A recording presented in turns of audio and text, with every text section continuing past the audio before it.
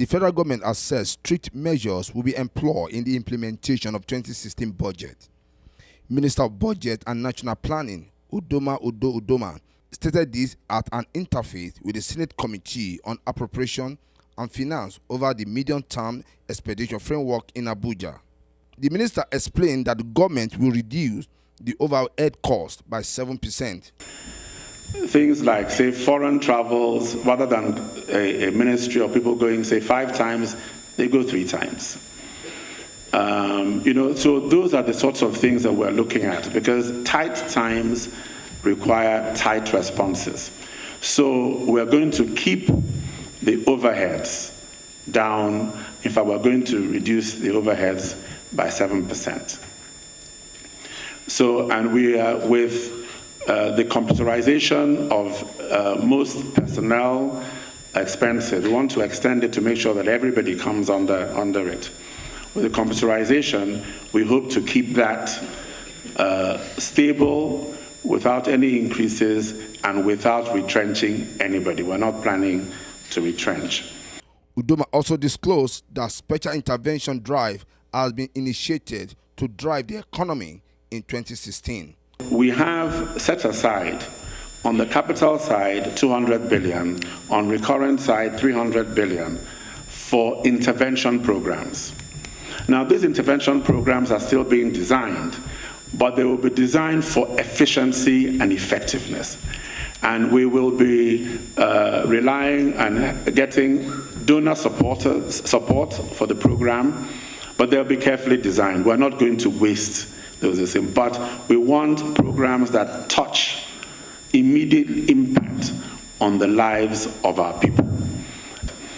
In a submission, Minister of Finance Kemi Adeosun disclosed that the federal government is embarking on reform of public account system.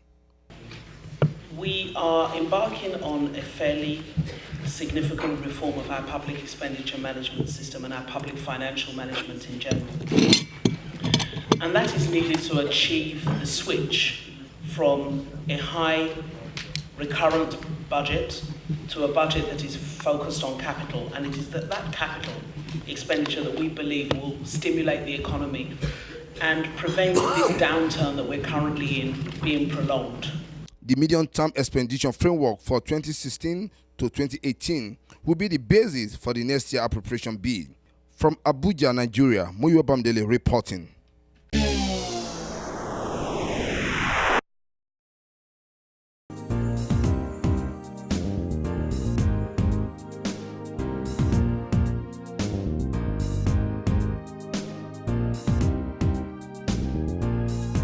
The Independent National Electoral Commission, INEC, for the first time after Kogi and Bayelsa state elections, called on those criticizing the commission on its performance in the inconclusive elections to focus more on the provision of the law rather than sentiments. INEC Chairman Professor Mahmood Yakubu, who made the call in Abuja at the Commission's 11th public lecture with the topic Between Refugee and Rights, Internally Displaced Persons and Inconclusive Electoral Process in Nigeria, said the Commission was already studying the situation in Kogi and Bayelsa states with a view to ensure that the elections are concluded on the first ballot. The inconclusive elections in the last 2 weeks are not without precedence. In fact, it wasn't the first time, not the second time, not the third time, not the fourth time, not the fifth time that INEC is cancelling elections and running them for the credibility of the process. The elections in Imo and Bauchi in 2011 were not concluded on first ballot. 4 local governments in Imo, 2 local governments in Bauchi, Miso and Niki. In Anambra in 2013, the election was not concluded on first ballot. And again in Imo, and many people don't remember, in Taraba State in 2015, the elections were not concluded on first ballot. Imo was rerun for the second time. In Taraba, I think about 3 local governments, Donga, Ukari, and Zing, were rerun in order to conclude the elections. Some of you recall that in the last election conducted in one of the states in 2011 or 2012, the margin between the winner and the runner-up was 417,000 votes, which translates to over 80%. Today, in the inconclusive election, the margin between the leading candidate and the second candidate is 33,000 votes. Fashioner chairman of the Inter-Party Advisory Council, IPAC, Peter Ame, placed the council's commitment to support INEC in ensuring that elections in Nigeria is free, fair, and credible. It will not be an interesting thing. What we want is that the electoral process is improved in a way that all Nigerians, irrespective of tribe or religion, will participate in an election and participate freely, fairly, in a way that it will represent the interests of our people. We believe in one Nigeria and we believe in this cause of developing our democracy to a point that it will create free and fair process. And INEC deserves to be commended for what it's done. And in process, I'm absolutely certain that that progress will be continued. As I said, his temperament is well suited for the job. His thoughtfulness is very legendary. I'm really pleased that he's the person who is doing it. And he's got a great cohort of commissioners who can help in that. As at the time of filing this report, no date had been fixed for Bayelsa inconclusive election. From Abuja, LM Chukwemeka reports.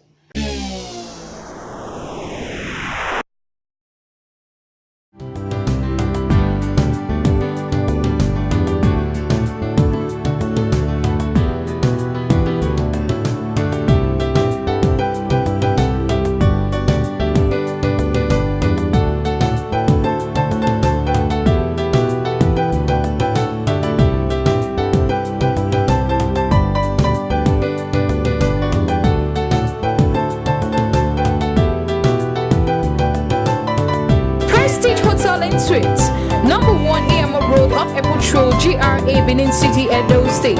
Website www.prestigehotel.com.ng. Email info@prestigehotel.com.ng.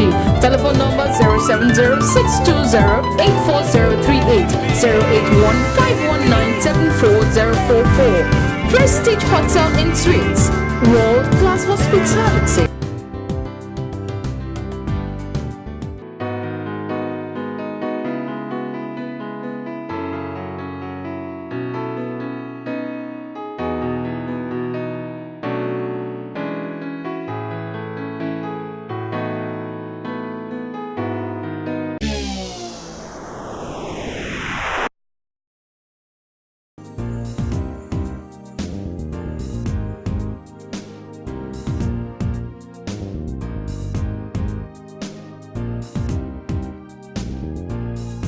The Nigerian Communications Commission has rewarded the winners of its nationwide essay competition with cash and consolation prizes. The nationwide essay competition, titled Broadband, a Catalyst for National Development, saw the emergence of 3 students as winners. The first prize winner of the essay competition, Oduno Ekuma, a 500 level medical student of the University of Nigeria, Nsukka, got 500,000 naira cash, a laptop, and a printer. Abdul Karim Ibrahim, a student of History and International Relations of the University of Ilorin, who came second, got 300,000 naira and a laptop. The third prize winner, Asogwa Peter, also a medical student at the University of Nigeria, Nsukka, got 200,000 naira and a laptop, while 7 winners were given 50,000 naira each as consolation prizes. Speaking at the event in Abuja, the Executive Vice Chairman of the NCC, Umar Dambata, promised that the provision and deployment of broadband services will form a major strategic thrust of his vision for NCC and the telecom industry for Nigeria, even as he congratulated the winners for emerging the best in the essay topic, which he described as apt. Forms or is going to form a major strategic thrust of the vision that I have for this, for the NCC as well as for the industry in Nigeria. And this is, I said, consistent with the National Broadband Plan, which envisages deployment of broadband infrastructure, a very important responsibility that has been assigned to the NCC. Different activities were assigned to different agencies of the Federal Ministry of Communications. And the NCC was given the task of driving deployment of infrastructure, broadband infrastructure in Nigeria. On his part, Director of Public Affairs of the NCC, Tony Ojobo, who said the competition was designed to engage and enhance research skills, encourage academic competition and excellence in higher institutions across the country, disclosed that on January 13, the Commission received 639 entries for the competition. At the close of submission of entries on January 13, 2015, the Commission received 639 entries for the competition from both public and private universities, polytechnics, and colleges of education in the country. This is an overwhelming increase from the 339 entries received in the first competition. However, only the first 500 entries were eligible for consideration and evaluation. After the assessment, a total of 444 participants scored between 10 to 69%, while 56 participants scored 70% and above. A plagiarism check was carried out on all participants that scored 70 and above. The winners, however, expressed their excitement. Awesome raffle, Ben Television.